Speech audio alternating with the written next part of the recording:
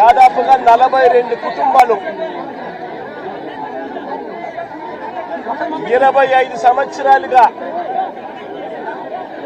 ఈ 42 కుటుంబాలు ఇక్కడే నివాసమై ఉంటున్నాయి. 25 సంవత్సరాలుగా వీళ్ళు మాదిరిగా ఇల్లు కట్టుకొని ఉన్నారు. ఈ మాదిరిగా ధ్వంసం చేశారు. 25 సంవత్సరాలుగా వీళ్ళు ఇక్కడ ఇంట్లో ఇల్లు కట్టుకుని ఇక్కడే ఉంటా ఉన్నారు. ఓవైపు ఏమో సుప్రీంకోర్టుకు సంబంధించి సుప్రీంకోర్టులో ఈ స్థలానికి సంబంధించి ఓవైపు ఏమో న్యాయ పోరాటం జరుగుతూ ఉంది. సుప్రీంకోర్టులో పిటిషన్ పెండింగ్ లో ఉంది. డిసెంబర్ 31వ తారీఖు వరకు పోలీసులను డిసెంబర్ 31వ తారీఖు వరకు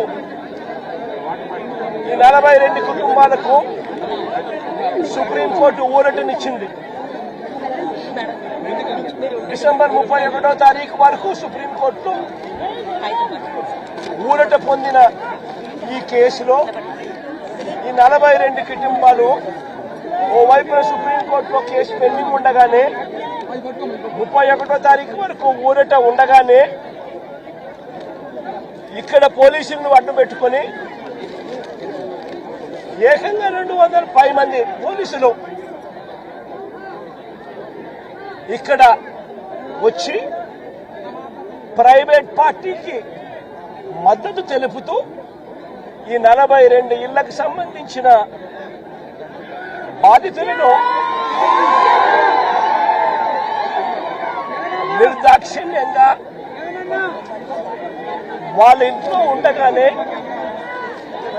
వాళ్ళ ఇళ్ళన్నీ కూడా పగలగొట్టడం జరిగింది. వీళ్ళందరినీ రోడ్డును పడేయడం జరిగింది.